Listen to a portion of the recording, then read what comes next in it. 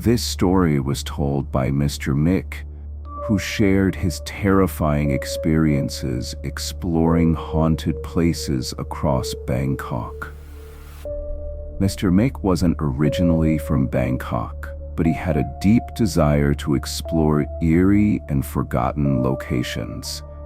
It wasn't easy for an outsider to find such places, until one day, a humble colleague invited him to an old family home near Doin Temple. Mr. Mick remembered visiting the temple about 7 or 8 years ago, but it had since lost its ominous aura due to rapid development. However, this colleague wasn't talking about the temple. He was talking about his ancestral home, a nearly century-old wooden and concrete compound with both a large and a small house on a vast plot. The moment they arrived, a heavy atmosphere seemed to settle around them. On the day they planned to prepare the shoot, one of the team members, Mr. Wan, arrived early around 8 p.m. He honked at the gate, and a humble-looking man came to open it. Assuming it was the homeowner, Mr. Wan drove in. The man quietly walked up the stairs of the main house and never came down again. Mr. Wan sent a message to their group chat, wondering why the host wasn't coming to greet him. What he received in response sent a chill down his spine. The homeowner replied, "Have you arrived already? I'm not home yet." Suddenly, all the lights in the house went out. In a panic, P1 reversed out of the compound. But before he could leave, the same man, the one who should not have been there, was at the gate again, closing it and waving goodbye. P1, shaken to his core, called Mr. Mick with a trembling voice before abruptly ending the call. Later, Mr. Mick questioned the homeowner, who confirmed he was truly not home that night. He even showed them the CCTV footage. The video showed the heavy metal gate slowly swinging open on its own. Mr. Wan then drove in and later ran out in a panic. According to the homeowner, strange things often happened there. Despite not locking his house, nothing ever went missing, even when he was away for days. Neighbors claimed they always saw people inside, even when the house was empty. Eventually, Mr. Mick decided to live stream from the location. Using just a smartphone on a tripod, he faced the camera toward himself and began the session, unaware of the audience's reactions. During the stream, heavy footsteps echoed from the upper floor. Then came the comments.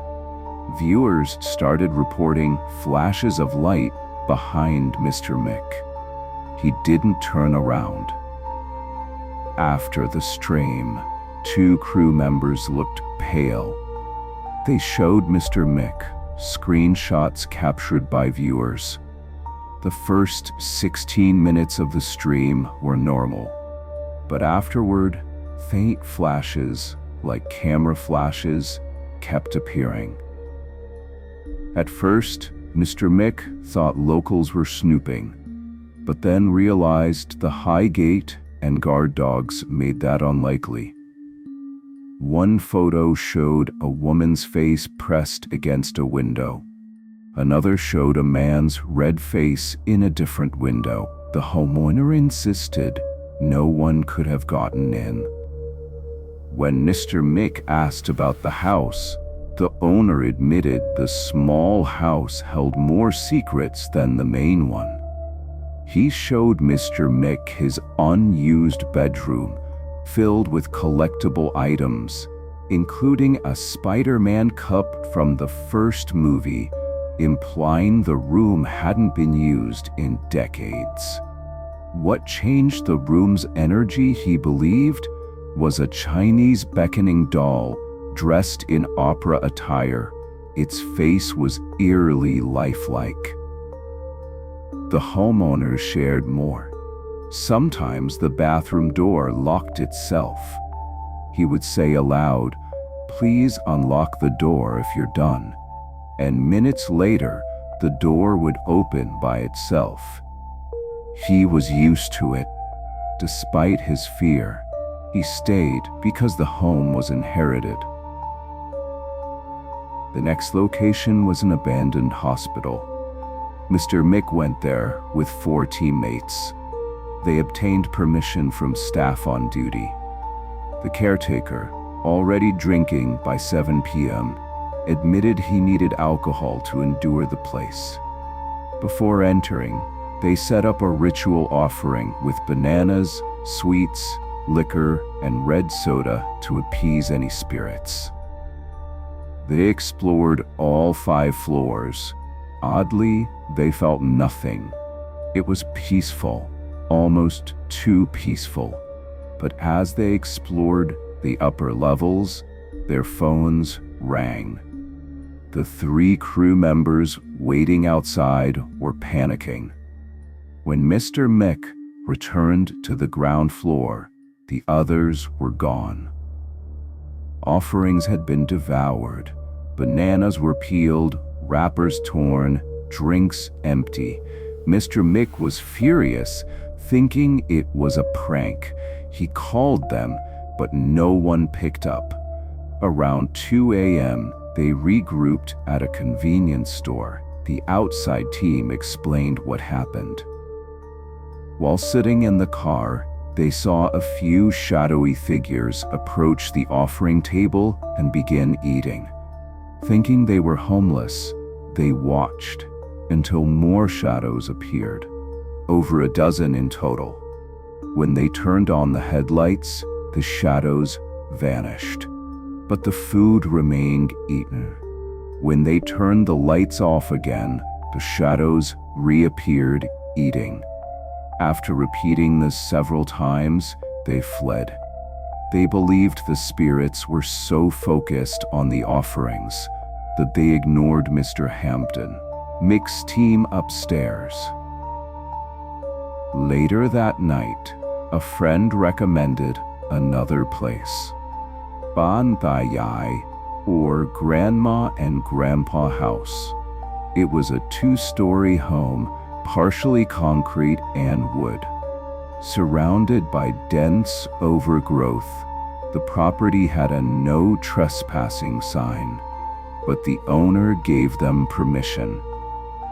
Unlike the hospital, the atmosphere here was deeply disturbing. Everyone felt watched. It was as if a voice whispered, "If you mess around, you'll regret it." No one dared laugh or speak. They took pictures without looking at their screens. When they checked the photos later, nothing appeared. They tried with a better phone. This time, they captured photos, but all came out in flat gray. Mr. Tong, normally fearless, began sweating profusely despite the cool, rainy weather. When asked, he admitted he wasn't hot. He was overwhelmed with fear and pressure. They all decided to leave.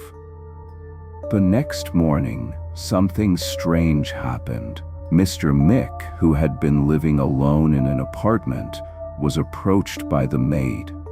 She scolded him for bringing guests the night before, saying she saw him enter with 2 or 3 noisy people. Mr. Mick swore he was alone, but she stood firm. Mr. Mick now believes that spirits are far closer to our world than we think, lurking in places we dare to disturb. He has seen enough to know that curiosity alone is not worth the risk. He urges anyone, even considering a paranormal investigation, to never enter such spaces without spiritual protection and proper knowledge. What began as curiosity for him ended in moments that still haunt his mind. And though it was once part of his work, he has made one thing clear: he will never willingly seek out the supernatural again, not after what he has seen.